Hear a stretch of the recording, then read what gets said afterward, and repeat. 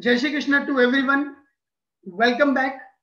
Late us start. शुरू करते हैं। जिसके लिए हम सब यहाँ पे एकत्र हुए हैं वो है चैप्टर नंबर 7 भगवत गीता का ज्ञान विज्ञान योग।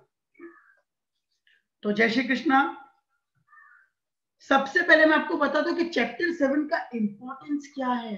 तो शुरू करते हैं चैप्टर नंबर 7 के साथ में ज्ञान विज्ञान योग। पाटलिपुत्र नाम का एक देश था जिसके अंदर शकर्ण करके एक आदमी रहता था। उसने खूब सारा पैसा कमाया था, भयंकर पैसा, लेकिन गंदे गंदे कामों से। वो प्रोस्टिट्यूशन एक्टिविटी करवाता था बाकियों से और उनके बेसिस पे पैसे कमाता था। कितना गंदा। खुद भाई साहब ने 3 मैरिज करके रखे थे, लेकिन अब वो चौथे मैरिज के लिए जा रहा था, सबके साथ में धूम धड़ाके के साथ। श्री कृष्ण भगवान कहते हैं, हे अर्जुन, मन से, पूरे ध्यान से, बिना किसी डाउट के मुझे सुनो। मैं तुम्हें कंप्लीट नॉलेज देता हूं और मेरे इस नॉलेज के बाद में कुछ जानने लायक बाकी नहीं रहेगा। ये क्यों बोल रहे हैं मालूम है? नहीं, कुछ लोगों को डाउट होता है। जैसे टीचर पढ़ा रहे होते हैं ना, तो बच्चे लोग नाले डाउट करते हो, आऊ छे आऊ आऊ से, आर यू श्योर, लॉक कर दिया जाए, हार्ट यहाँ सब रखू। Don't doubt on the knowledge of your teachers or your parents. आपके बड़े हैं, जब आपको नॉलेज देते हैं तो उसको प्यार से सुन लेना चाहिए। भगवान ने कहा कि मैं तुम्हें कंप्लीट नॉलेज देता हूँ जो आज तक मैंने किसी को नहीं दिया है, लेकिन इसको जानने के बाद में और कुछ बाकी नहीं रह जाएगा, आई प्रॉमिस। तो तुम ध्यान से सुनो मेरी बात। हजारों लाखों लोग हैं जो मुझे पाना चाहते हैं, बात बराबर है। नाथ द्वारा श्रीनाथ जी जाओ पता चलेगा, द्वारका जाओ पता चलेगा। और उनमें से जो मुझे पाना चाहते हैं ना, उनमें से कुछ ही लोग जो मुझे अच्छे से जानते हैं। अलिया आज तो तुम मैंने ओळख तो है नहीं, तो बहुत कम लोग होते हैं जो मुझे जानते हैं। हे अर्जुन, आप अपना इंट्रोडक्शन दे रहे हैं। पृथ्वी, जल, वायु, अग्नि, आकाश, मन, बुद्धि, अहंकार, ये 8 टाइप्स की मेरी प्रकृति है। तो मैंने बताया था कि इनकी वो 8 तरह की प्रकृति कौन सी है, वो ये है जो अभी मैंने नाम दी। और इसके अलावा भी मेरी एक प्रकृति है। वो कौन सी प्रकृति है? जो इन सब चीजों को मैनेज करती है।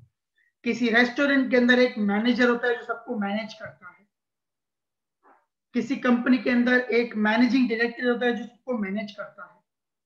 तो भगवान का कहना क्या है कि एम्प्लॉय भी मैं हूं और मैनेजर भी मैं हूं।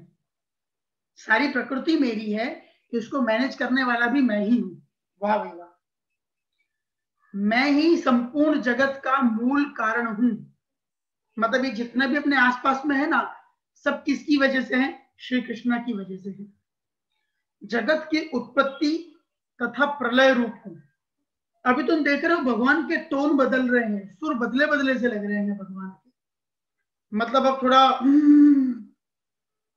विराट स्वरूप की तरफ जा रहे हैं अपन, क्योंकि ये एक चैप्टर है। 11 चैप्टर के अंदर बेटा दर्शन हो जाने वाले हैं। मुझसे श्रेष्ठ कोई सत्य नहीं है। संपूर्ण जगत सूत्र में, सूत्र के मणियों में मुझ में गूंथा हुआ है।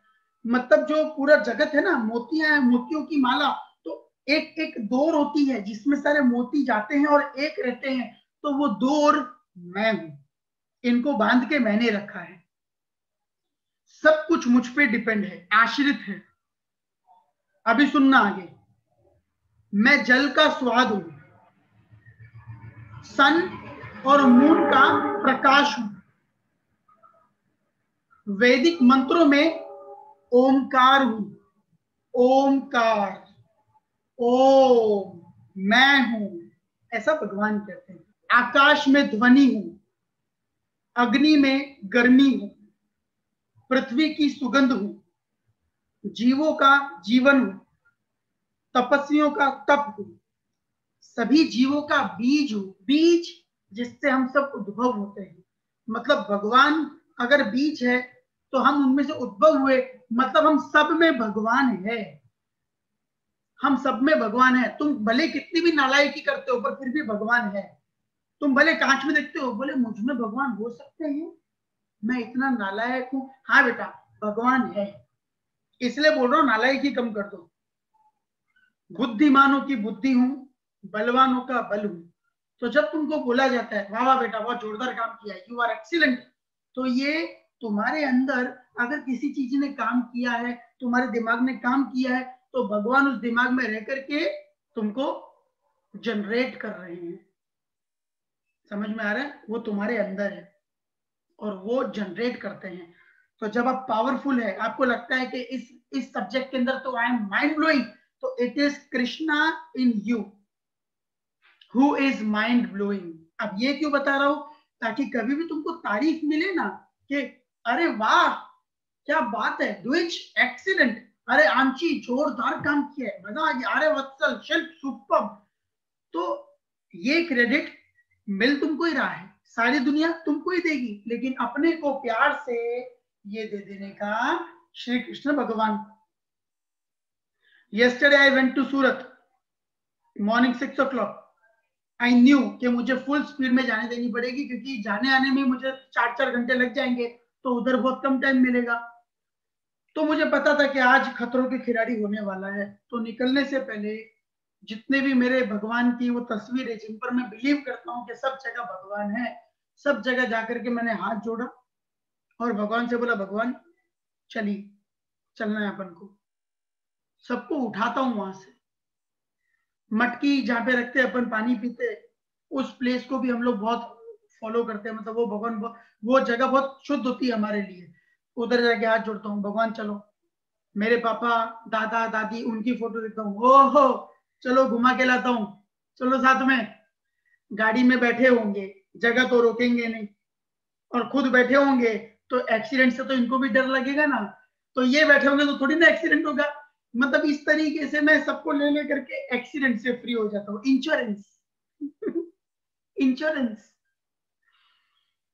बस फिर सबको लेकर के और बैठ जाता हूँ। बट अगर जब आप ये करते हो ना, इंश्योरेंस लेते हो, तो प्रीमियम पे करना पड़ता है। प्रीमियम क्या मालूम है? रात को जब मैं वापस आया ना, इट वॉज अराउंड 12 o'clock, सभी जगह पे वापस जाके उनको बिठाया भी खड़ी, अब इधर बैठ जाओ, चलो आ जाओ, थैंक यू वेरी मच आपके साथ में, आओ चलो बैठो, आओ चलो बैठो। दादा दादी पापा के पास गया, तस्वीर के पास में, भाई चलो बिराजो वापस से, मजा आया आज, आप लोगों की वजह से अच्छे से काम हो गया। तो जब आपको कोई क्रेडिट मिलता है तो प्यार से उसको भगवान को सौंप दो, भगवान को चुपचाप दे दो कि भगवान ये आपकी वजह से है। भगवान विल बी सो हैप्पी, ओ नन्ना मन्ना सो नाइस ऑफ यू मेरा बच्चोड़ा, कितना डायो छे, क्रेडिट तुम्हारा ही है, अवार्ड तुम्हारा ही है, कोई लेके नहीं जाने वाला। और ऊपर से जब तुमको कोई बोलेगा ना कि बेटा you did it very well, और जब आप बोलोगे कि ना ना श्री कृष्णा हरे कृष्ण सब उनकी मदद से, तो तुम ज्यादा अच्छे लगोगे, तो तुम ज्यादा अच्छे लगोगे। इंसान क्रेडिट लेता हुआ नहीं, क्रेडिट देता हुआ अच्छा लगता है, ये याद रखना। आज मान लो स्मिथ ने और मैंने कोई काम किया जिसमें स्मिथ ने खाली 10% काम किया, मैंने 90% काम किया, और क्यों बोले अरे कार्तिक सर जोरदार जोरदार, आई विल बी लाइक नहीं ये तो स्मिथ था तो हो गया। स्मिथ विल बी लाइक तू ही धूप तू ही छाया तू ही अपना पराया। Winning habits like this you can win the people. आप लोगों को जीत सकते हैं उनको क्रेडिट दिला करके। सबको पता है ये आपने ही किया है, एवरीवन नोज, बट एक इतना सेंटेंस दे करके you can win the people. आगे बढ़ते हैं। तो भगवान ने कहा ये सब कुछ मुझसे है, प्रकृति के गुणों के अधीन नहीं हूं। हाँ ये बोला कि मैं प्रकृति के अंदर में नहीं हूं, मैं बॉस हूं, आई एम इंडिपेंडेंट। जैसे तुम लोग नहीं तू क्यों थोड़ी चाल है, हूं कैसे हूं चाल से, भगवान तो कुछ उसी मूड में है कि मैं इंडिपेंडेंट हूं, मैं किसी पर डिपेंड नहीं। और कौन से लोग मुझे नहीं जानते? जो लोग इस मोह में और इन गुणों में डूबे हुए हैं। भगवान ने कहा मैं उन गुणों से अलग हूं, तो जो इनमें डूबे हुए हैं वो मुझे नहीं जानते। इन 3 गुणों की शक्ति को पार करना मुश्किल है, तमोगुण रजोगुण सतोगुण। इन 3 गुणों की शक्ति को पार करना मुश्किल है, पर जो मेरी शरण में आता है वो इजीली इसको पार कर लेता है। और जो मूर्ख है वो माया में पड़े हैं, ऐसे दुष्ट मेरी शरण में नहीं आते। भगवान का खोपड़ा गया ऐसे लोगों पे। बोले कि कितनी बार तेरे को कृष्ण भगवान के बारे में बताना पड़ेगा, भाई कभी तो मेरी शरण में आ, भाई कभी तो आया कर, बैठा कर थोड़ी देर, मेरा नाम लिया कर। नहीं आता तो भगवान गुस्से हो गए, बोले वो मूर्ख है, मूर्ख, माया में पड़ा हुआ है। जोक सपाट। भगवान ने 4 टाइप्स ऑफ पुण्यात्मा कही है। कौन से वो लोग हैं जिनको भगवान ने पुण्यात्मा कहा है? आर्थ, अर्थार्थी, जिज्ञासु और ज्ञानी। टीचर, स्टूडेंट, ये एक बहुत ही अनमोल रिश्ता है। टीचर किसी को सिखा रहा है जिसमें उसका कोई स्वार्थ नहीं है। स्कूल में भी बेटा जो टीचर्स आकर के पढ़ाते हैं, भले वो सैलरी के लिए पढ़ाते हैं, लेकिन अपार्ट फ्रॉम दैट वो पढ़ाते हैं।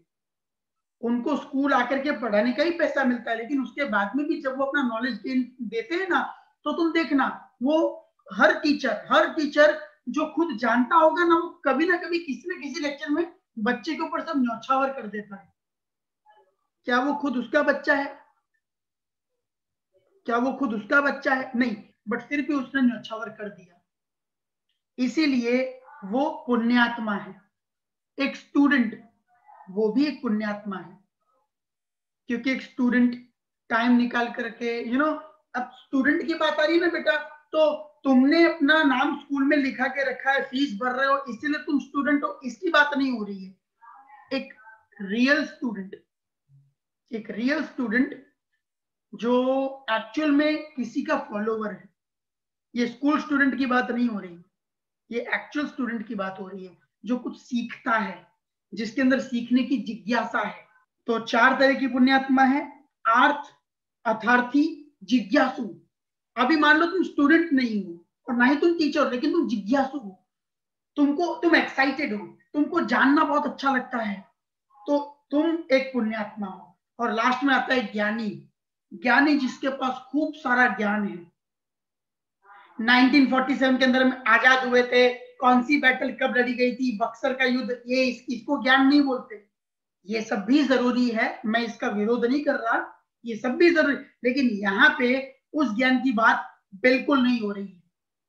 किसकी नेटवर्थ कितनी है, एलन मस्क ने क्या किया, स्पेस एक्स में क्या चल रहा है, ये सब इसकी बात नहीं हो रही है। ठीक है, इसमें सर्वश्रेष्ठ है जो हमेशा भक्ति में लगा रहता है। अभी एक तो तुम इन 4 में से कोई एक बन जाओ, है ना, उसमें भी तुम अगर हमेशा भक्ति में लगे रहो तो भगवान को बहुत अच्छा लगता है। मैंने एक एग्जांपल तुमको लास्ट टाइम बताया था, वो नारायण जी वाला। वो बोले आपका फेवरेट कौन है, वो वाला। वो किसान हमेशा भक्ति में लगा रहता था, ऐसा नहीं था, लेकिन वो कुछ फिक्स टाइम था कि ये टाइम मेरी भक्ति का है। भक्ति मतलब बेटा यहाँ पे डिवोशन की बात हो रही है। ये टाइम मेरी भक्ति का है, मतलब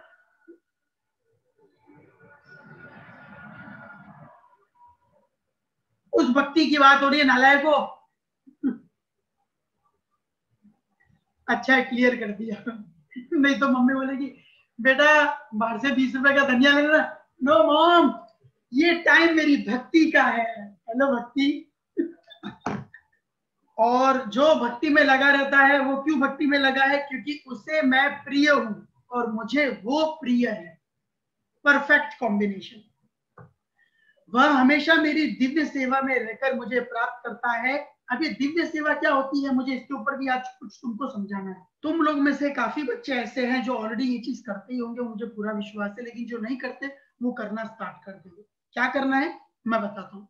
एक वर्ल्ड है अपने आजू बाजू में, पूरा यूनिवर्स अपने आजू बाजू में, इतने सारे लोग रहते हैं। एक पॉइंट ऑफ टाइम क्या है, आप अपने काम से काम करते हैं, ये अच्छी बात है, ये खराब नहीं है। पढ़ाई पंचायत नहीं करते, वो बहुत अच्छी बात है। इसने क्या किया, उसने क्या, वो नहीं करते, हम हमारे काम से काम करते हैं। लेकिन अपना रोल जब आप प्ले करते हैं तो उसके बीच में आपको कुछ ऐसे रास्ते मिलते हैं कि जहां पे आपको अपॉर्चुनिटी मिलती है किसी को सर्व करने की, किसी को हेल्प करने की। तो वो आप अगर करते हैं तो आपने ये दिव्य सेवा की है। समझो कि कोई डॉग, एक कुत्ता आज भयंकर भूखा है, कोई गाय है, भयंकर भूखी है बेचारी। क्यों? क्योंकि उसके अभी नवे नवे जन्मे बच्चे होंगे, वो सब उसका दूध पी गए, पूरा खींच गए। तो अभी वो बेचारी के पास में कुछ भी नहीं, खाली हो गई। और अभी भी उसको खुद के लिए कुछ नहीं चाहिए, उसको अपने बच्चों के लिए खूब सारा खाना चाहिए, ताकि वो खाना खाए और वो दूध में कन्वर्ट होकर के उसके बच्चों को मिले। माँ का रोल तो ऐसा ही होता है जिंदगी के लिए, उसको कहीं नहीं मिल रहा। तो अभी तुम इस बात को बिलीव करते हो कि भगवान है सबके लिए? भगवान सबके लिए है। भगवान के होते कोई भूखा नहीं मर सकता, कोई भूखा नहीं हो सकता। तो तुम्हारे सामने वो गाय भूखी खड़ी है, भयंकर तरीके से मुंह मुंह कर रही है, और यूल बी लाइक, अरे भगवान है ना सबके लिए, क्यों चिंता करता है, भगवान आके कर देगा। भगवान खुद बेटा उतरे ना तो सुसु हो जाएगी, तुम देख नहीं पाओगे वो सीन, अपनी औकात ही नहीं है वो देखने की, समझे? तो जब तुम्हारे सामने बेटा ऐसा कोई सीन दिखता है ना कि कहीं किसी एनिमल को अपनी हेल्प की जरूरत है, या कोई इंसान है जिसको वाकई में बहुत ही जेन्युइन इशू है और उसको अपनी हेल्प की जरूरत है, तो आपके सामने अगर वो आया ना बेटा, तो ये कैसी बात है मालूम है? इसको मैंने किसके साथ में कनेक्ट किया है? तुमने वो ओला या उबेर में कभी राइड किया होगा, ओला या उबेर में कभी राइड किया होगा, या तो तुमने देखा होगा कि ऐसी कोई राइड होती है। तो क्या होता है मालूम है? जब भी किसी को ओला की राइड चाहिए होती है ना, वो ओला की कंपनी के अंदर नोटिफिकेशन भेजता है कि मुझे राइड चाहिए। तो वो कंपनी क्या करती है, वो उस एरिया में जितने भी लोग होते हैं ना अपने, सबके मोबाइल पे एक राइड भेजती है, सबके मोबाइल पे एक राइड भेजती है कि भी एक कस्टमर है, कौन पिकअप करेगा, कौन पिकअप करेगा। तो सबके, अभी जैसे स्मिथ है, मन है, दीपक है, दिशांत है, अर्थ है, दिशा है, ये उसी एरिया में है, और सबको नोटिफिकेशन आया कि कस्टमर तुमको बुला रहा है, उसको हेल्प की जरूरत है और तुम उसको कहीं पे पहुंचा दो। Now you have two option, actually 3 option, या तो उसको एक्सेप्ट करो, या तो रिजेक्ट करो, और या तो खाली देखते रहो। समझ में आया? एक्सेप्ट कर लिया तो वो राइड तुम्हारी हुई, तुम जाओ, कस्टमर को लो, उसको छोड़ो, बदले में क्या मिलेगा? पैसा मिलेगा। एक्सेप्ट नहीं की, रिजेक्ट कर दी किसी भी रीजन से, तो पैसा नहीं मिलेगा। और देखते रहे तो भी कुछ तो नहीं ही मिलने वाला है, ऊपर से सामने वाले को बेचारे को वेट करना पड़ेगा कि या तो एक्सेप्ट कर या तो रिजेक्ट कर, तो पता चले रिक्शा लू या उबेर में जाऊं। बराबर। इसके साथ में मैं इस केस को मैच करता हूं। कैसे?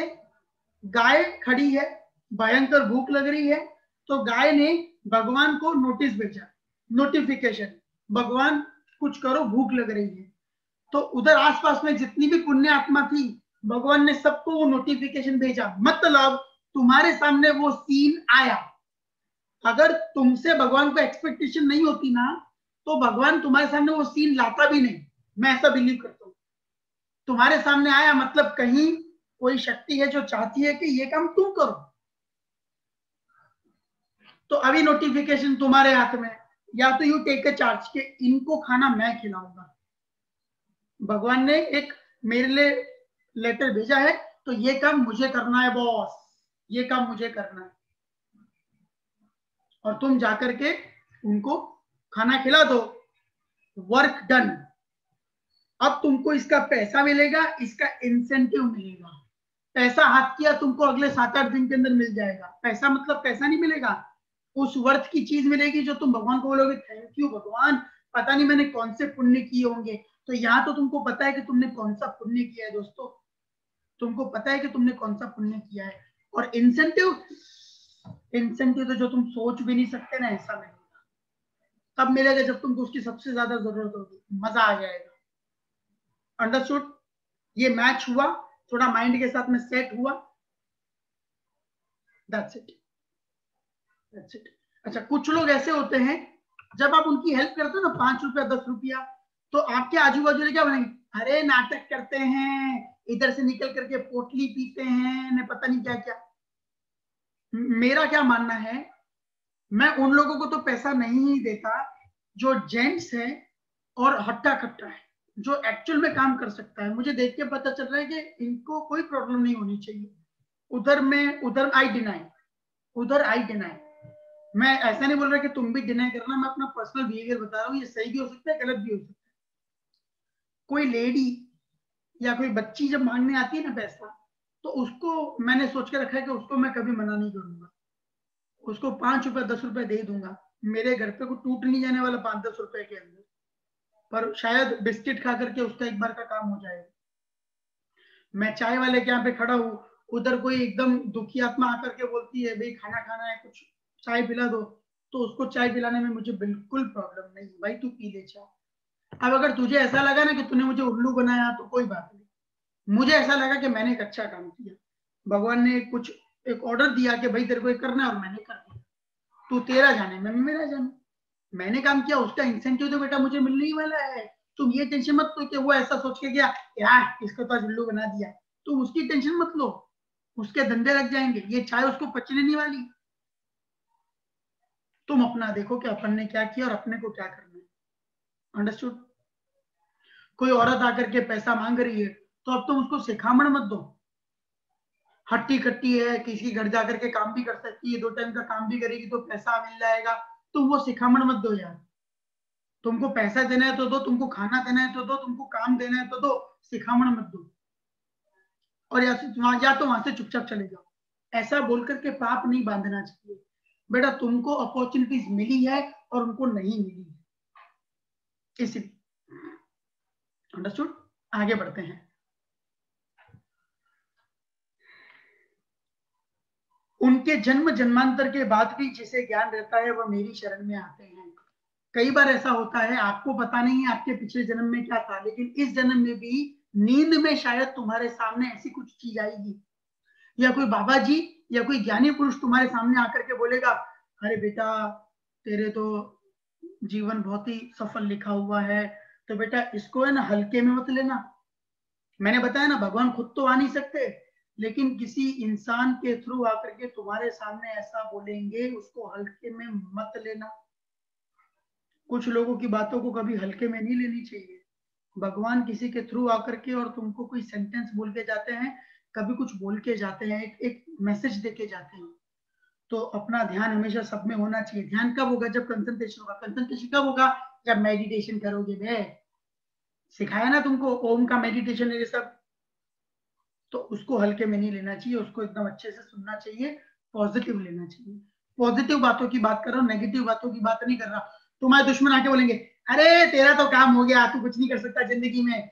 सर ने कहा था इसे पॉजिटिव लेना है, इन्होंने कहा है कि मैं जिंदगी में कुछ नहीं कर सकता। ओके सो गए जाकर के, मैं कुछ नहीं कर सकता। अबे ऐसा नहीं करना है, पॉजिटिव बातों को लेना है, और नेगेटिव चीजों को तो तुमको चैलेंज तरीके से लेना है कि तू आउट इन बोलो। उससे झगड़ने में बैठना है कि मैं कुछ नहीं कर सकता, जाके मार मार के देख मैं क्या क्या कर सकता हूँ, ऐसा नहीं करना है। फिर सक्सेसफुल होकर के बताओ कि मैं क्या क्या कर सकता हूँ। ठीक है? और ऐसे लोग बहुत ही रेयरली फाउंड होते हैं। अगर तुम्हारे साथ में ऐसा एग्जांपल होता है कि तुमको ऐसा कुछ दिखाई देता है, तो फिर तुम रेयर हो, तुम बहुत रेयर हो, ऐसा भगवान बोल रहे हैं, मैं नहीं बोल रहा। भगवत गीता में लिखा है, भगवान किसी ना किसी तरह से आकर के आपको ये मैसेजेस देंगे। जब कोई किसी को देवता की पूजा, अभी ये बहुत जोरदार चीज है, सुनना मजा आएगी। जब कोई किसी देवता की पूजा करता है या डिसाइड करता है कि मुझे किसी देवता की पूजा करनी है, अपन भी घर पे हवन करवाते हैं, ये सब बहुत इंपॉर्टेंट होता है। हवन वगैरह कराना, इसमें बहुत पावर होता है। तो जब कोई ऐसी अच्छी विचार करता है ना कि मुझे इस देवता की पूजा करनी है या ओ देवता की पूजा करनी है, तो भगवान उसकी बुद्धि को स्थिर करते हैं। बुद्धि को स्थिर क्यों करते हैं? कि तूने कुछ अच्छा विचार है, तू कर, मैं तेरे साथ में, और उसे वो पूजा कराने में हेल्प करते हैं।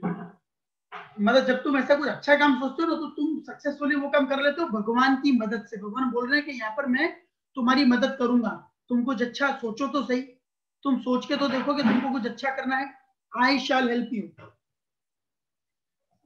और ऐसा करके तुम्हारी सभी इच्छा पूरी होती है। बेटा 7वें अध्याय में साफ साफ लिखा है कि जब देवता की पूजा करते हो तो तुम्हारी इच्छा पूरी होती है। वो नहीं, धन की इच्छा होती है, धन चाहिए होता है लोगों को, तो लोग ये करवाते हैं हवन वगैरह। साफ साफ 7वें अध्याय में लिखा है, कोई तुमसे पूछे तो बोल देना कि अगर तुम किसी देवता की पूजा करोगे, पर्टिकुलर देवता, देखो सब देवताओं के अपने अपने इंपॉर्टेंस होते हैं।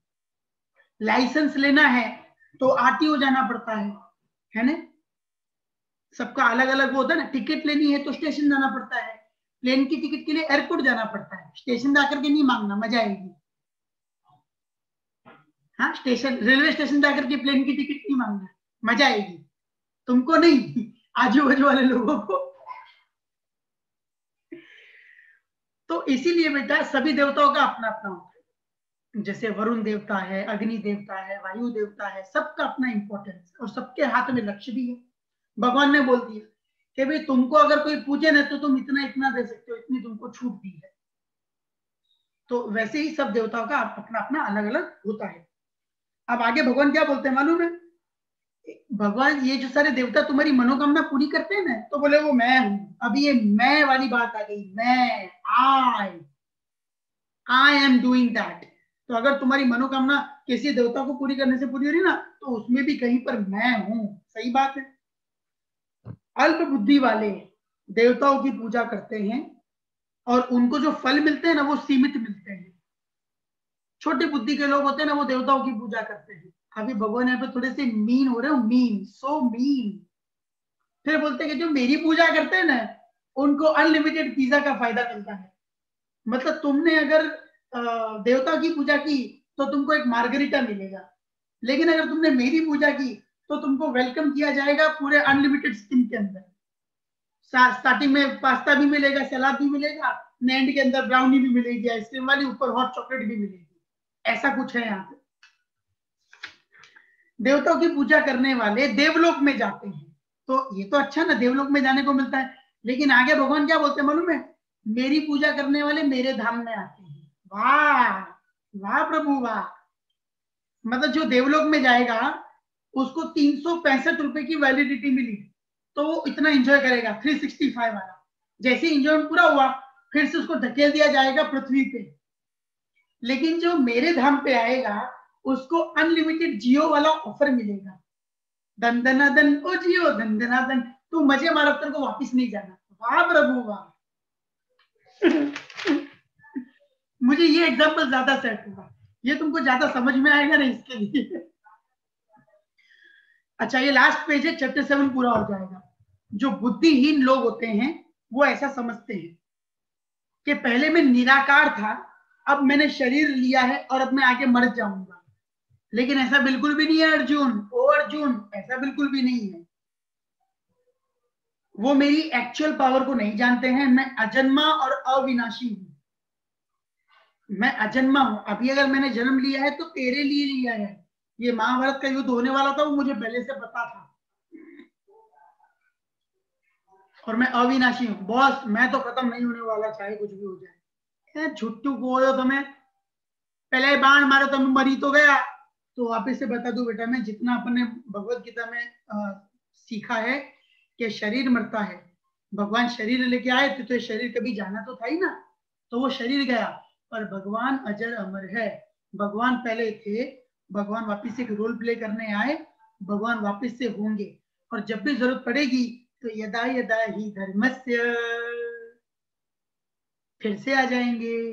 जो पास्ट प्रेजेंट फ्यूचर है मैं सब जानता हूं, पर कोई मुझे नहीं जानता। जन्म लेकर सब मोह में पड़ जाते हैं। जिन्होंने अपनी पिछली जिंदगी, पिछले जन्म में कुछ अच्छे काम किए होंगे या इस जन्म में कुछ अच्छे काम किए होंगे, वो मोह में से मुक्त हो जाएंगे। तो नहीं, कुछ लोगों को अपने मरते देखा है, अपने घर के लोगों को देख लो। कुछ लोग होते हैं जो बिना किसी मोह के जाते हैं, उनको किसी का मोह नहीं होता और मर जाते हैं। तुमने शायद नहीं देखे होंगे, पर तुम्हारे माँ बाप से पूछना, दादा दादी लेवल के लोग, नाना नानी लेवल के लोग, वो ऐसे ही एकदम प्यार से प्रभु के धाम चले जाते हैं। तो बेटा वो मुक्त हो गए, उनको मोक्ष मिल गया। संकल्प पूर्वक और मेरी सेवाओं में आ जाते हैं जो मुझे संपूर्ण जानते हैं। जो मुझे अच्छे से जानते हैं ना, वो चुपचाप मेरी सेवा में आ जाते हैं। तो यहाँ पे कार्तिक सर क्या कर रहे हैं, वो तुमको बता रहे हैं कृष्ण भगवान के बारे में, ताकि तुम भी उनकी सेवा में जाओ। मैं एक बार भी नहीं बोलता कि एक भी दिन तुम मंदिर जाओ, मैं तुमको ये करने को नहीं बोल रहा, वो तुम्हारी इच्छा है। तुमको भगवान को कैसे पूजना है वो तुम्हारी इच्छा है, मैं मंदिर जाने को बिल्कुल नहीं बोल रहा। एक प्रैक्टिकल और एक मॉडर्न टीचर आपको ये सिखा रहा है कि आपको अपने काम में लगे रहना है और उसके बीच में आपको कहीं ना कहीं भगवान के रस का आनंद लेना है। वो रस जिस दिन तुमको आ जाएगा ना, उस दिन तुमको अंदर ही अंदर मजा आएगा। You will start enjoying taking the names of Prabhu. Prabhu ji का नाम लेने में तुमको इतना मजा आएगा, तो माइंड से एकदम हल्के हो जाओगे, कोई टेंशन नहीं है। वो जो लोग नाचते हैं ना भगवान का नाम लेते लेते, वो किसी को दिखाने के लिए नहीं नाचते, वो अंदर से उनकी आत्मा नाचती है कि भाई मैं कनेक्ट हो चुका हूँ, मेरी कनेक्टिविटी आ चुकी है भगवान के साथ में। तब उस दिन बेटा तुम भी नाचना शुरू कर दोगे खड़े होकर। वो मृत्यु के समय भी मुझे याद करके मुझ में समा जाते हैं। और यहाँ पे आपका चैप्टर 7 पूरा होता है कि मृत्यु के समय में भी वो अच्छी आत्मा हमें याद करते और मुझ में मिल जाते हैं। तो इसी के साथ चैप्टर 7 समाप्त। हम शुरू करते हैं चैप्टर नंबर 8, जिसका नाम है अक्षर ब्रह्म योग। अर्जुन ने कहा, हे भगवान, अभी अर्जुन यहाँ पे इतने सारे लिस्ट लेके खड़े हो गया क्वेश्चंस की। भगवान एक वस्तु कौन है? तो क्या बोलो, तो क्या ब्रह्म क्या है, आत्मा क्या है, सकाम कर्म क्या है, भौतिक जगत क्या है, अधिदेव क्या है, यज्ञ का स्वामी कौन है, शरीर में कैसे रहता है, मृत्यु के समय भक्ति में लगे हुए लोग आपको कैसे पाते। अभी अली भगवान ने बोला था कि वो इंसान मरते वक्त भी मुझे याद करता है और मुझ में समा जाता है। 7th चैप्टर की एंड लाइन ये थी भगवान की। तो इन्होंने भी सीक्वेंस में क्वेश्चन पूछे। क्वेश्चन जैसे जैसे भगवान बोल रहे थे, अर्जुन को जो भी क्वेश्चन आ रहे थे वो लिखते जा रहे थे, फिर एक साथ सारे क्वेश्चन पूछ लिए। जैसे अपना क्वेश्चन राउंड होने वाला है, तो सभी अर्जुनों को रेडी होना चाहिए अपने क्वेश्चन के साथ में। तो भगवान ने भी चालू किया कि चल बताता हूं। सबसे पहले ब्रह्म क्या है वो तुझे बताता हूं। अविनाशी, जो कभी खत्म नहीं होता, और दिव्य जीव, अपने अंदर एक जीव है जो खत्म नहीं होता, उस जीव को ब्रह्म कहते हैं। मैंने नहीं बोला श्री कृष्ण भगवान बॉडी ली और बॉडी खत्म पर जीव जिंदा है, वो जीव क्या है? वो ब्रह्म है, उसी जीव को ब्रह्म कहते हैं। अच्छा, आत्मा क्या है? उसका जो रेगुलर नेचर है ना, रेगुलर नेचर क्या है ब्रह्म का? जीव का रेगुलर नेचर क्या है? किसी बॉडी में गए, जिए, बॉडी छोड़ी, अभी दूसरे में गए, फिर तीसरे में गए, फिर चौथे में गए, ये उनका रेगुलर नेचर है, उसको ब्रह्म बोलते। ब्रह्म जीवों के भौतिक शरीर से रिलेटेड एक्टिविटी सकाम कर्म कहलाती है। हम उस जीव के लिए जो भी अच्छी एक्टिविटी करते हैं ना, ये सब बेटा सकाम कर्म है। सकाम कर्म निरंतर परिवर्तनशील प्रकृति अधिभूत कहलाती है। ये जो हमेशा जो चेंजेस आते रहते हैं ना, ये प्रकृति अधिभूत है। ये प्रकृति है जो हमेशा चेंज होती है, ठंडी, गर्मी, सर्दी, ये प्रकृति है। तुम्हारी भी प्रकृति है। पहले तुम नालायक होते हो, फिर तुम नालायक हो जाते हो, और फिर तुम नालायक होते हो, तुम नालायक ही रहते हो, ये तुम्हारी प्रकृति है। अच्छा, अधिदेव किसको बोलते हैं? अधिदेव भगवान का विराट रूप अधिदेव कहलाता है। भगवान जब अपने एकदम फुल फॉर्म में आते हैं ना, फुल फ्लेज, उनको अधिदेव बोलते हैं, जिससे फट जाती है बेटा सबकी। और उसी में सूर्य भी समाया हुआ है और चंद्र भी समाया हुआ है, मतलब पूरा यूनिवर्स। इसको ऐसा बोल सकते हैं कि मतलब पूरा यूनिवर्स है वो भगवान है, ऐसा बोल सकते हैं ना अपन कि पूरा यूनिवर्स है वो भगवान है। और मैंने आज ही तुमको यूनिवर्स के साथ में कनेक्ट होने का एक मंत्र बताया है, दैट्स ओम। तो यूनिवर्स अगर भगवान है तो यूनिवर्स से कनेक्ट होना मतलब भगवान से कनेक्ट होना। अभी समझदार को इशारा काफी है, आगे तुम्हारी मर्जी। सभी देहधारी जीव में स्थित मैं परमेश्वर अधियज्ञ कहलाते हैं। अपने अंदर जो भगवान है ना, वो अधियज्ञ है। अधियज्ञ जो एक विराट स्वरूप है भगवान का, वो अधिदेव है। लेकिन अपने अंदर जब वो स्थित होते हैं ना, तो विराट स्वरूप में नहीं होंगे, वो इत्तुसे स्वरूप में होंगे। वो अधियज्ञ है। अधियज्ञ जीवन के अंत में जो मुझे याद करता है वह मुझे प्राप्त करता है। अब ये आसान थोड़ी है। उन्होंने बोला था कि भगवान जीवन के अंत में कोई आपको कैसे प्राप्त करता है, तो भगवान ने सिंपली बोल दिया जो मुझे याद करता है वो मुझे प्राप्त करता है। तो is that so easy? Is that so easy? नहीं। तुम ये अभी से सोच के रखो, जયારે मृत्यु આવશે ને આપણે ખાલી શ્રી કૃષ્ણ કહી દેવાનું, એટલે આપણે ભગવાનમાં ડિરેક્ટલી જે જતા રહીશું, શોર્ટકટ। ऐसा नहीं होता, आदत डालनी पड़ती है। आज अगर मोबाइल की आदत है, टीवी की आदत है, बाकी सारी आदत है, तो तुमको मरते वक्त है ना यही सब याद आएगा। वो नहीं कहते कि जब धंधे लगते हैं तो मम्मी की याद आती है, क्योंकि मम्मी की आदत, माँ की आदत है। तो ये बाप की आदत भी बनानी पड़ेगी अपने को, श्री कृष्ण की आदत भी बनानी पड़ेगी। रोज एक आदत होनी चाहिए, बैठते उठते श्री कृष्णा, तो ही तो वो आदत बनेगी कि मरते वक्त शायद एक चांस है कि आप श्री कृष्ण बोल जाओ और तुम्हारा काम हो जाए। भाई जिसका जिसका भी ऐसे काम होगा ना मरते वक्त श्री कृष्ण जो गलती से भी बोल गए ना, फिर तुम है ना तुरंत है ना एक डिवाइन एनर्जी बन जाओगे। भगवान तुमको 12 दिन का या 13 दिन का टाइम देगा।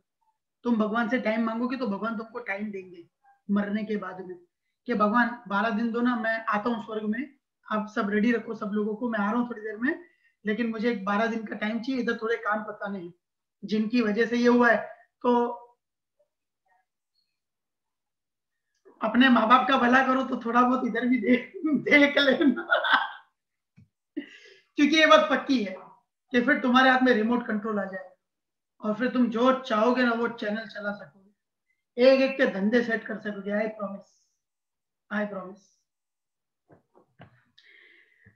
इसमें कोई डाउट नहीं है, जितनी चीजें मैंने बताई उसमें कोई डाउट नहीं है, ऐसा भगवान बोलते हैं, ये भगवत गीता में लिखा हुआ है, मैं मन से नहीं लाया। शरीर छोड़ते वक्त जिस जिस भाव को याद करता है वह उस भाव को प्राप्त करता है। अभी ये खतरनाक बात है, मरते मरते तुम कभी गाय को याद कर लो तो तुम गाय बन जाओगे, शेर को याद कर लोगे तो शेर बन जाओगे। फिर ऐसा वो प्राउड फील मत करो, अरे वाह शेर बनने को मिलेगा, मजा आएगी। दे पता चलेगा शेर बने और तुम्हारे पीछे दूसरा शेर लगा हुआ है किसी अफ्रीका के जंगल के अंदर। इसलिए मतलब सोच समझ करके याद करने के साथ सोच समझ के वो भाव आने चाहिए मरते वक्त अपने दिमाग में। तुमको एक ट्रिक बताता हूँ, मैंने शायद बताई है कि नहीं बताई मुझे पता नहीं, पर मैं बता देता हूँ, भले दूसरी बार, क्योंकि आज काफी सारे नए बच्चे भी है इसके अंदर। कोई समझो अपन नहीं मर रहे, पर अपने सामने कोई मर रहा है, किसी की जान जा रही है, तो तुम्हारा सबसे पहला कर्तव्य क्या है मालूम है? फुल स्पीड में भागो और भगवत गीता की बुक उठाओ, मरते हुए इंसान के पास जाओ, उसके परिवार वाले जो कर रहे करने दो, और तुम फटाफट भगवत गीता उनके सामने पढ़नी शुरू कर दो, पहला अध्याय पढ़ना शुरू कर दो। अगर उन्होंने उसका एक श्लोक भी सुन लिया ना तो वो तर गए, तुमने उस आत्मा को थरा दिया। उसके बाद में उसके परिवार वाले तुमको सर पे बिठाएंगे, और तुम्हारे परिवार वाले हुए तो फिर तो क्या कहना। बहुत गहरी बात है ये, तुम्हारी जिंदगी में बहुत काम आएगी। मैंने तो मेरे लिए मैंने नक्की किया हुआ है कि मेरे सामने जब कोई ऐसा जा रहा होगा ना तो मैं तुरंत उसके सामने श्लोक चालू कर दूंगा भगवत गीता के। तुमको श्लोक याद नहीं है तो तुम हिंदी में उसके सामने शुरू कर दो कि फिर अर्जुन ने ऐसा विषाद किया, श्री कृष्ण भगवान ने उनका सोल्यूशन देना शुरू किया। तुम ऐसे मिक्स बोलोगे ना तो भी चलेगा, लेकिन उनके सामने भगवत गीता का उच्चारण होना चाहिए। या तुम उनको बोलो कि जल्दी से श्री कृष्ण भगवान को याद करो, तुम बोलो श्री कृष्ण शरणम मम, श्री कृष्ण शरणम मम, इतना बोल दो, कुछ करने की जरूरत नहीं है, इतना उनके मुंह से बोलवा दो, फिर तुम चले जाओ। बोले अभी भले ये मरता, बोले मुझे कोई टेंशन नहीं, अब मरने दो अंदर, क्योंकि अभी सीधा भगवान के पास जाने वाला है। एक मजाक है, हम ऐसा बोलते नहीं किसी के लिए, लेकिन हम इतने फ्री हो सकते हैं कि अब मुझे इस आत्मा की कोई टेंशन नहीं। बोलो समझ में आया बेटा? आगे बढ़ते हैं। इसलिए आप लोगों को हमेशा श्री कृष्ण रूप में भगवान का चिंतन करना चाहिए। और हे अर्जुन, इसलिए युद्ध के कर्तव्य को पूरा कर, ये भगवान ने बोला है। रिजुल भगवत गीता आपको हर लैंग्वेज में मिल जाएगी, जिसमें भी चाहिए। अरे 165 लैंग्वेज के अंदर कन्वर्ट की हुई है, तुमको जिस भी लैंग्वेज में चाहिए मुझे बोलना, I get it, make it to reach you. अपने कर्म मुझे समर्पित करके मन बुद्धि मुझ में लगा, तुम डेफिनेटली मुझे प्राप्त करोगे। अभी से तुम लोग ऐसी क्यों वेट करोगे जब मरने का टाइम आएगा, उस टाइम पे हम ये काम करने के? तुमको पता है मृत्यु कैसे होगी? नहीं, किसी को नहीं पता, तो रिस्क क्यों लेना, चांस क्यों लेना? अगर अपने को पता है कि 20 रुपए में ऐसा बर्गर मिल रहा है जो नॉर्मल है और 20 रुपए में ऐसा दूसरा बर्गर मिल रहा है जिसके अंदर चीज है, तो अपन क्या करेंगे? चीज वाला बर्गर। तो बेटा 20 रुपए में ही यहाँ पे तुमको चीज वाला बर्गर में दिला रहा हूँ। तुमको अभी से बता रहा हूँ कि छोटा छोटा इन्वेस्टमेंट अभी से स्टार्ट कर। You start that investment just right now. अभी से शुरू कर दो वो आदत। भगवान को पूजना शुरू करो। और अभी से अगर तुम दिल से पूछ रहे हो, मेरे कहने पे मत पूछना प्लीज। और या माँ बाप को दिखाने के लिए तो बिल्कुल मत करना ऐसा ढोंग, साले ढोंगियों। माँ बाप को दिखाने के लिए ढोंग बिल्कुल मत करना। क्या पप्पा पप्पा जो श्री कृष्ण शरणम श्री कृष्ण आगे लाफा ठोक देंगे।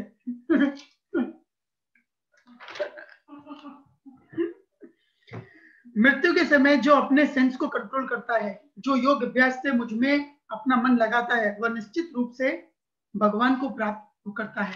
अब भगवान ने देखो इस बात पे कितना जोर दिया है। ये जोर क्यों दिया मालूम है? क्योंकि भगवान को भी पता है कि मरते समय इट्स नॉट इजी। जब आपको पता है ना कि मेरा अंतिम समय है, तब दिमाग काम नहीं करता कि मुझे क्या करना चाहिए। तो अभी से आप योग अभ्यास शुरू कीजिए, तो उस टाइम पे तुमको इसके सिवा दूसरा कुछ नजर नहीं आएगा। इंसानों को याद करने से कुछ नहीं होगा, कुछ भी नहीं होगा। भगवान को याद कर लो। जो ज्ञानी है ओमकार स्मरण करते हैं। अच्छा सुना नहीं तुमने?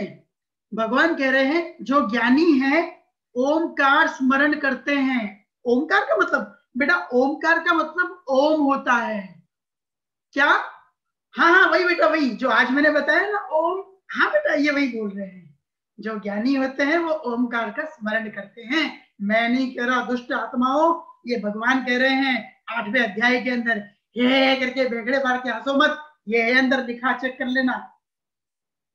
जो संन्यास आश्रम की बड़े मुनि है वो ब्रह्म में प्रवेश करते हैं। जो संन्यास आश्रम नहीं, तो बड़े बड़े ढोंगी बाबा नहीं हो, असली वाले बाबा, वो तो ब्रह्म में प्रवेश करते हैं।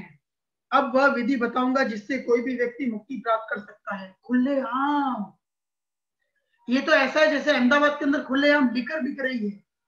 भगवान खुलेआम बुक के अंदर बता रहे हैं कि मैं तुमको बताता हूं कि देखो कैसे मुक्ति प्राप्त होती है। सबका ध्यान इधर। अभी माँ बाप आगे पीछे घूम रहे होंगे, बेटा शू खासे, तो तुम्हें धीरे से मम्मी बटाका पौवा बना दे, मम्मा चा मारी तो मुझे ना पूरी थवाए उसे, मम्मी मारो नाश्तो मुझे ना हूँ आऊँ वीडियो बंद कर दे। अरे पापी आत्मा इधर ध्यान दो तुम। अब वह विधि बताऊंगा जिससे कोई भी व्यक्ति मुक्ति प्राप्त कर सकता है।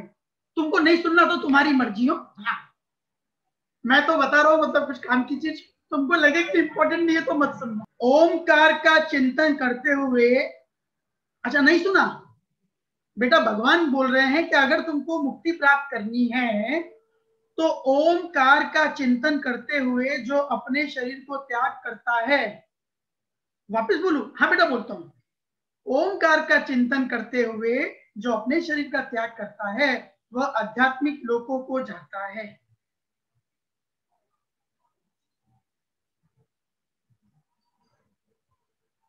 तुमने ओम बोल दिया ना, बाप रे बाप, वो श्रवण नहीं था, श्रवण। उनके माँ बाप भी बहुत भयंकर तरीके से बेचारे मरे थे। तुमको नहीं पता? काफियों को पता होगा, काफियों को नहीं। श्रवण है ना, श्रवण, वो गए थे पानी भरने के लिए। उनके लिए वो बेचारे बैठे थे यात्रा करके, यात्रा चालू थी, श्रवण गए पानी भरने के लिए, भयंकर प्यासे थे बेचारे। तो दशरथ थे ना, दशरथ राम जी के पप्पा, वो उधर शिकार करने गए थे। तो जंगल में से कहीं से शेर की आवाज, वो घड़ा भर रहे थे, घड़ा। जब श्रवण घड़ा भर रहे थे ना पानी भरने का, तो नहीं पानी भरने की आवाज आती है, तो ऐसी आवाज आई।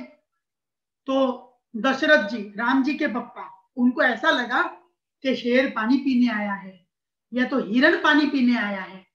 उन्होंने देखे बिना बाण चला दिया और उधर श्रवण को तीर लग गया।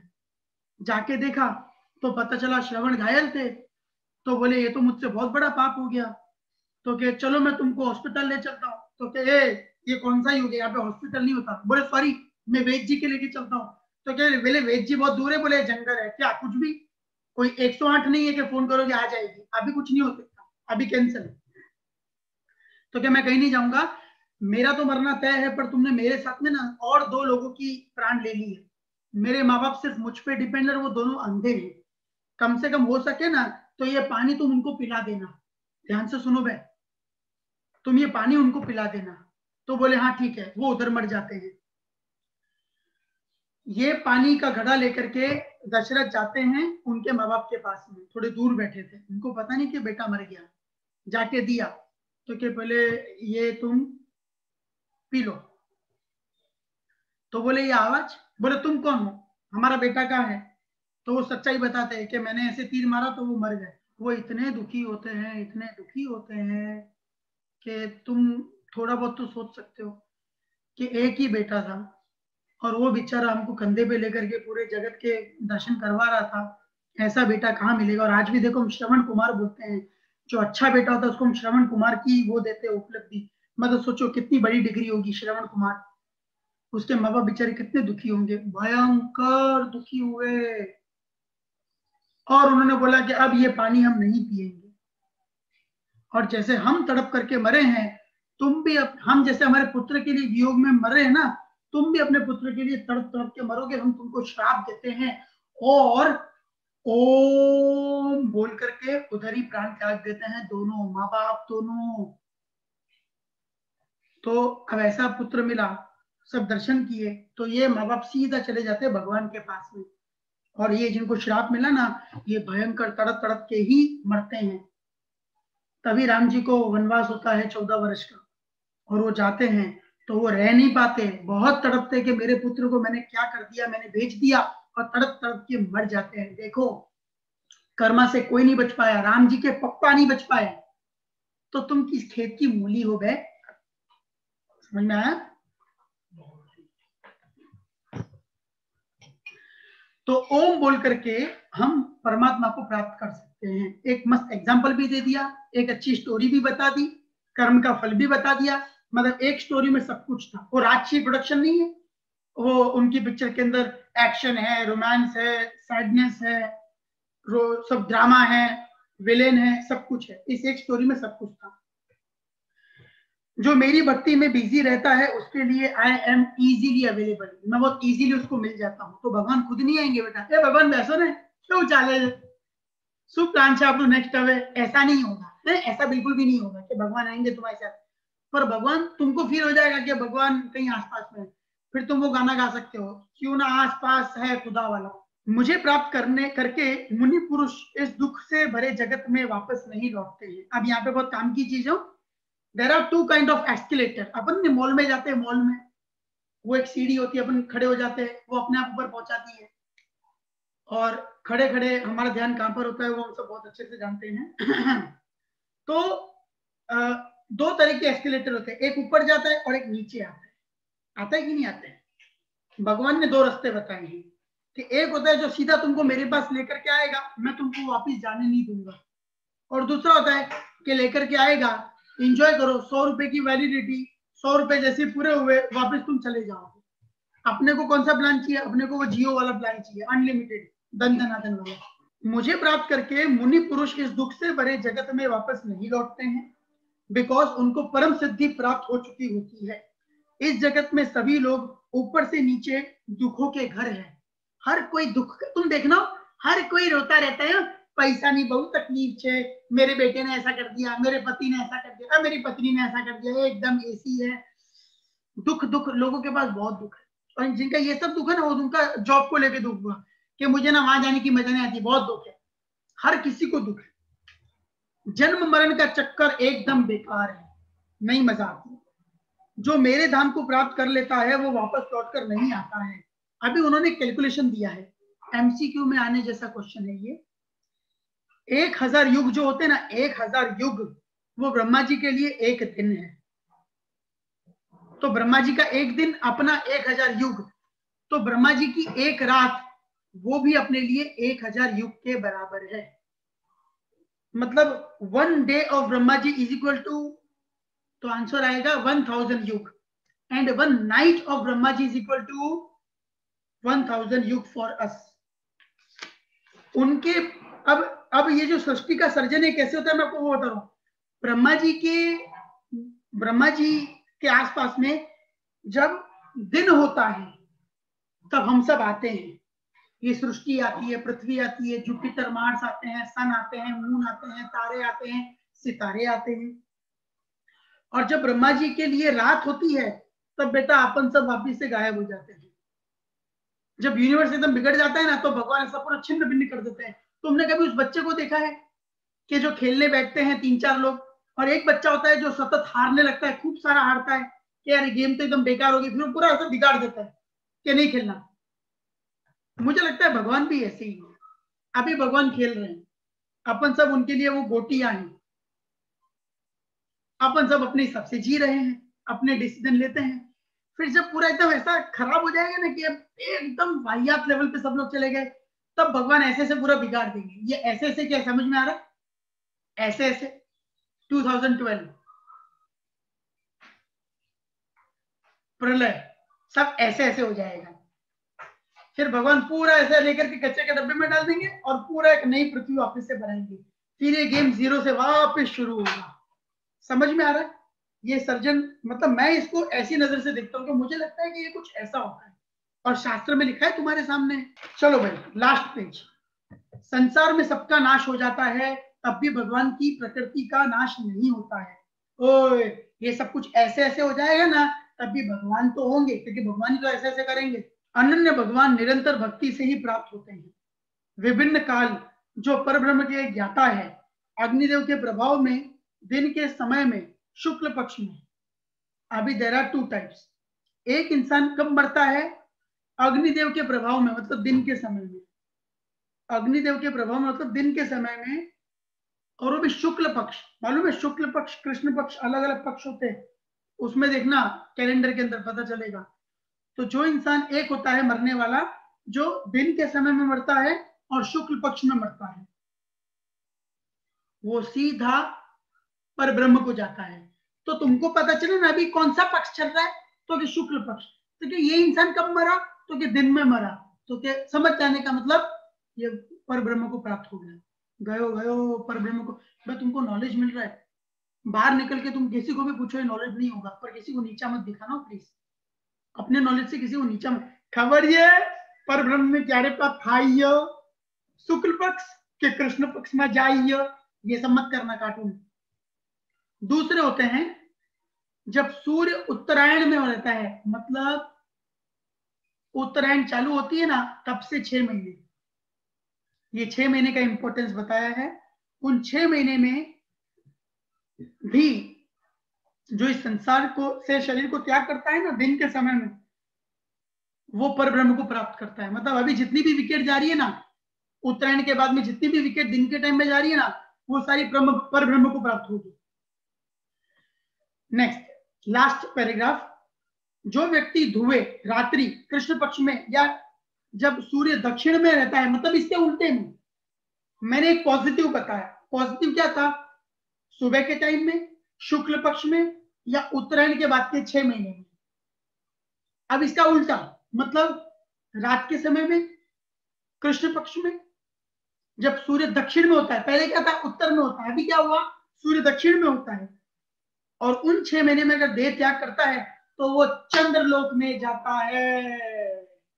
मतलब जितने लोग दिन में गए और उस समय में गए वो सीधा पर ब्रह्म में गया, वो वापस नहीं आएगा। और जो उसके दूसरे समय में गए वो वापस आएगा। तो हो सकता है मैं सिचुएशन दूं कि मिस्टर ये इस समय में गए और तब ये पक्ष चल रहा था, तो आप बताइए आपके नॉलेज के हिसाब से कि इसका क्या होगा। तो तुम्हें बताना पड़ेगा कि पर ब्रह्म को प्राप्त हुआ या नहीं हुआ, ये वापस आएगा या नहीं आएगा। ऐसा वैदिक मत अनुसार यहां से जाने के 2 रास्ते हैं। एक प्रकाश जिसमें वापस कभी कोई नहीं आता, और एक होता है अंधकार जिसमें आपको वापस आना पड़ता है। जो भक्ति मार्ग एक्सेप्ट करता है वो वेद अध्ययन, दान, धर्म, तपस्या, सकाम कर्म से मिलने वाले फल को डेफिनेटली अचीव करता है और लास्ट में परम धाम को प्राप्त करता है। मतलब अभी आप अगर इन सब चीजों को फॉलो करना शुरू करोगे ना, तो भगवान क्या बोल रहे हैं अभी बात समझो। तुम लोग क्या क्वेश्चन कर सकते हो, सर अभी हम लोग बड़ा बड़ा अच्छा अच्छा काम करें जिसका फल हमको अगले जन्म में मिलना चाहिए, है मरते मरते हमने ओम बोल दिया तो हम तो भगवान में चले जाएंगे, तो हमारे वाउचर्स का क्या होगा? वाउचर तो वेस्ट हो गए, हम रिडीम कब करवाएंगे? क्वेश्चन बराबर है। इसलिए भगवान ने क्लियर कर दिया कि जो ये सब अच्छे अच्छे काम करेगा ना, उसके फल हम तुमको इधर ही पूरे करवा देंगे। तुमको 1 हफ्ता देंगे, महीना देंगे, चल भी तेरे वाउचर रिडीम कर ले, ले ले ले ले ले, ले मजा ले। मजे पूरे हो गए, फिर प्यार से सुकून से तुमको भगवान अपने पास में बुला लेंगे। तारे હવે પાછું ક્યાંય નહીં જવાનું, तुम्हारी પાસે આવી ગયો, હવે બેસીને તું ગેમ જો, કેવી મજા આવે છે, આ મેચ જો, હવે જયસૂર્યા આવશે। समझ में आया? इसी के साथ में आपका चैप्टर नंबर 8 कंप्लीट। जय श्री कृष्ण।